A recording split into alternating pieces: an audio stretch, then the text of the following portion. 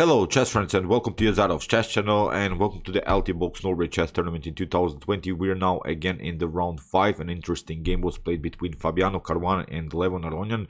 So this will be the game that we're covering today, and this game is very important because Levon Aronian had the opportunity to take the lead in the tournament as Magnus Carlsen lost the game against Jan-Krzysztof Duda. So it's really an intense game now for Levon Aronian. I'm really glad that Levon is back because he had some troubles in his personal life, and I really love this grandmaster. I really like his playing style, and if you don't know, I named my son after the top grandmaster Levon Aronian, so I always love to see Levon Aronian performing well. And he only lost 2 games, but this Armageddon games he lost against Magnus Carlsen and also against Alireza Firouzja, but got also many direct wins. So with the direct win you get 3 points. With the win in the Armageddon game you don't get the whole 3 points, so that's why Levon Aronian has really great opportunities even to win this tournament. So let's check out now what happened between Caruana and Levon. Here d4 played by Fabiano, knight to f6, c4, and now e6, knight to c3, and bishop to b4. So far the Nimzo Indian defense. The Nimzo is always good to see. I think it's really one of the best responses for black against d4. We have f3, the Kmoch variation. The idea behind this move f3 is always to build a similar structure like in the Samish attack. If you're familiar maybe with the Samish attack against the King's Indian, it's of course a different move order, but the main idea is of course to get this very nice pawn central control. But in the Samish attack and also in this Kmoch variation of the Nimzo Indian, there is always one problem for white. Okay, you can grab the pawn central control, you can grab the space in the center, but there is one positional problem, and it's always the like square bishop, because you will put many pawns on like squares and you will block out your like square bishop. And here I wanted to show you this game because it's really an instructive game how someone can perform against this one particular piece, really against one piece. Just we're here, black is simply playing and relies simply on this bad bishop position on this bishop on f1. So here c5. This of course is an immediate attack on the center. We have d5 and now b5. This is now really the best way here from to proceed for black, cracking the position, cracking the central pawn storm. And I've created this Nimzo Indian series on my YouTube chess channel from black's perspective, and my recommendation also was, if you face the Kmoch variation of white, to play this aggressive b5. So the b5 move is a similar move.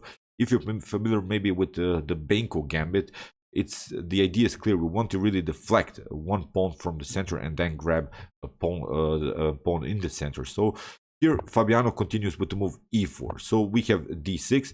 If you play c takes b5 here, e takes d5 will happen, and now suddenly black is the one who has the pawn central control. So you see this tiny little things with the pawn trades in the center can really change the dynamics of the game. So e4, as I said, we have d6, building this Benoni pawn structure, d6 c5 setup with ideas to make progress here, b4, a5, a4.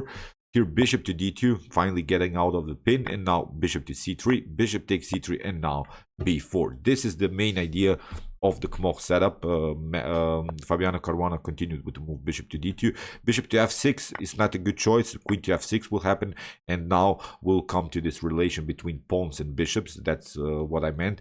You see now this bishop is always blocked out by this pawn chain here.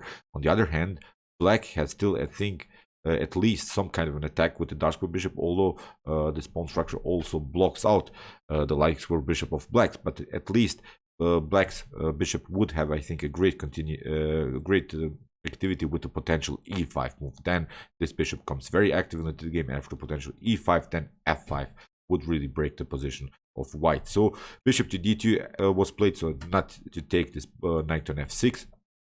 Very important really to recognize these relations between bishops and pawns in the middle game. Castling was played, and now knight to e2. This is now really a problem. Okay, we can say now that white has, of course, the main advantage that white has here is the bishop pair. So we have the bishop pair, but it's not so easy to make the bishops work because they need really open files, open diagonals, really open games.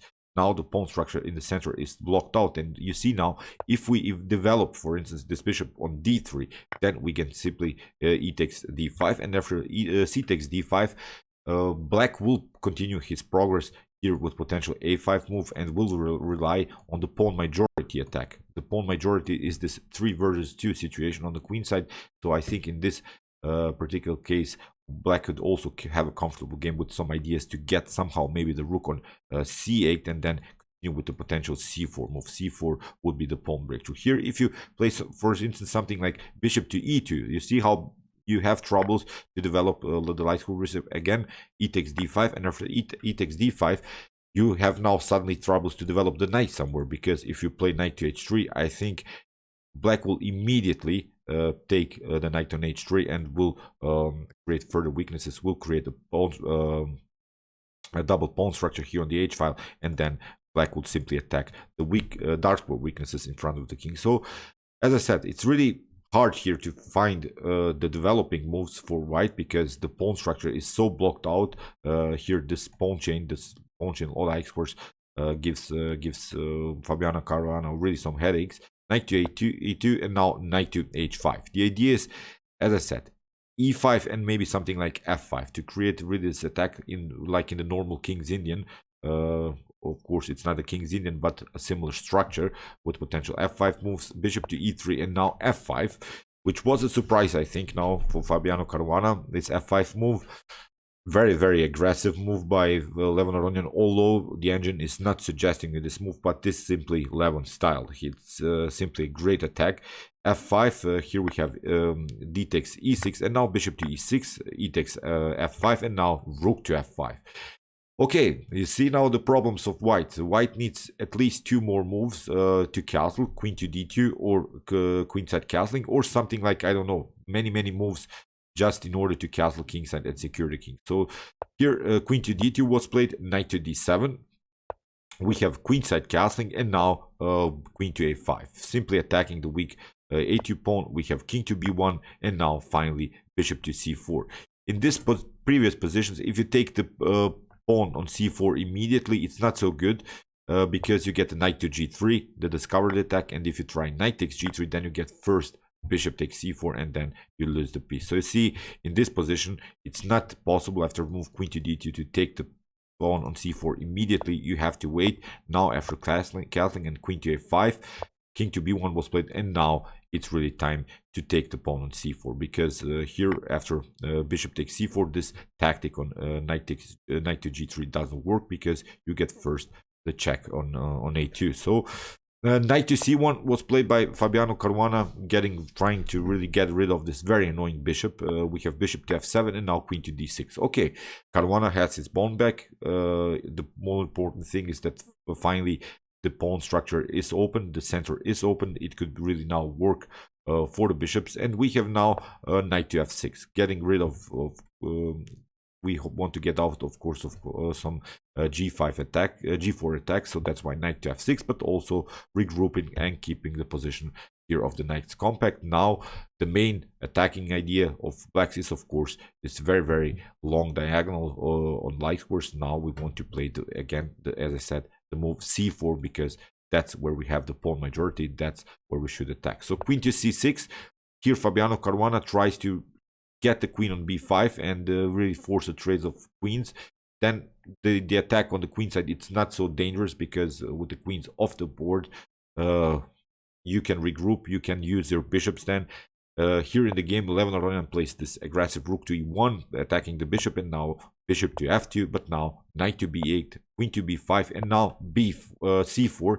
That's our move that we have searched for in the continuation of the game. We have queen takes a5, rook takes a5, and we have now finally reached this position in which black has really this advanced pawns on the 4th rank. We want to play c3, b3 is also a possibility. So the main attacking possibilities is, of course, c3, attacking also against this weak a2 pawn. So rook to d4, attacking this pawn further. We have rook to c8, protecting everything, and now finally b3, but now knight to c6, attacking the rook, and we have now the critical moment of the game in which Fabiano Caruana played rook takes c4.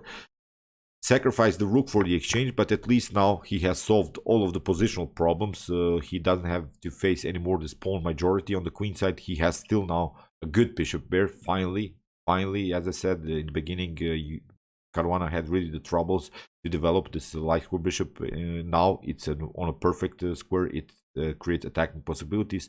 Now with the bishop pair on the board, this is maybe still playable. This is still an equal game, but you have to play this endgame perfect, because still black is of course up the exchange. So king to h8, we have rook to d1, knight to d3 is also a possibility. Then at least you can maybe occupy this weak c5 square.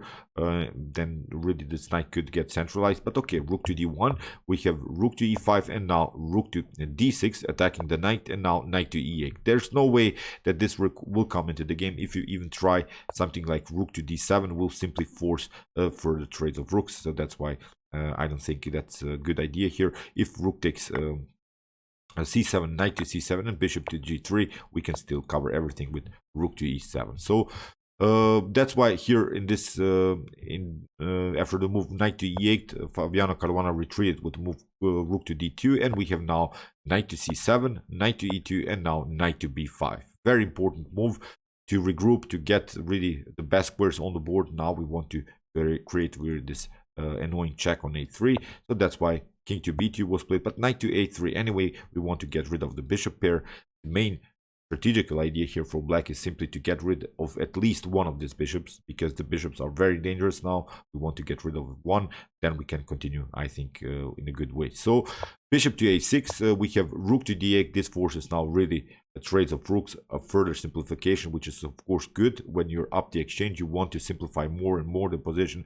We want to maybe even further trade more and more pieces, and then when you have maybe a knight, a rook versus knight endgame, then you can play the endgame much easier. So rook takes d8, knight takes d8, king to c1, and now knight to e6, bishop to e6, knight to c5. As I said, the main strategy is here to get rid of at least one of these bishops. We have king to d2, and now finally knight takes d3. After king to d3, the evolution is now winning for black here. As I said, our strategy worked. We got rid of the bishops. Although the knight is a little bit out of game, you don't have so far good squares on the board. But now rook to d5, we have knight to d4, and now rook to d7. Here, Levon doesn't want to risk anything. He regroups. He gets the pieces on the best squares, and then it's really time to strike with the tactic. So g4, we have a5, bishop to g3, king to g8. Bishop to e4, and now g5, king to e4, knight to b1, and finally you see knight to c3, regrouping, finding really the best squares now on the board. You have to also counterattack because your opponent has attacked your weak g5 pawn. In the game, knight to c6 was played, but now rook to d3 played by Aronian, and we want to grab this pawn. This is now the key, the cornerstone of this pawn chain. So if we grab this one, then the g4 pawn is also becoming a weakness. We have king to e6, and knight takes a2, knight takes a5, and now rook takes f3. This is now really over here for white. We have bishop to e3, rook to d3, knight to c6, and now again a check. Again, we can take this pawn. Knight to d4 was played, but now rook to h3, knight to f5, and now simply pushing this pawn further. We have bishop to a3, and after rook takes h2 in this position, Fabiano Caruana resigned. So great game by Levon Aronian. I really like this idea. Let's go back really to this critical moment. As I said, Levon Aronian plays simply this type of chess. That's why I really love him. F5, really not the best of move. It's not an engine move. It's really out of preparation, out of every preparation. I think that Fabiano Caruana knows in this particular line. Yet simply straightforward chess here. Realizes that white is here the developing problems, that many pawns are on the many pieces are on the e file, so we can create maybe some attacks. The rook came into the game very actively. Great attack by the Armenian grandmaster. Really, I really love this game. So okay, as said, Levon Aronian is in the lead, which is, I think, maybe for Magnus Carlsen fans or maybe for Alireza fans not so good, but it's, I think, generally speaking, good for chess, because Levon Aronian is really an interesting guy. He plays really great chess. He can really surprise anyone. And now it's time for Alireza and Magnus Carlsen to do something. So as I said, these three guys will battle for the throne of this very nice tournament, because as I said in the beginning of the tournament, this is a very important tournament for us to get back, as after a long time the games are again played over the board, and if Levon wins this is really incredible accomplishment. So okay, I hope that you enjoyed this game. I enjoyed it really a lot. If you want to see more games from this Altibox Norway Chess tournament, here is the link. And if you want to see the best chess games of all time, check out my best chess games of all time series. And if you like this content, you can also subscribe to my channel. See you soon with some more videos, and chess is the best, of course.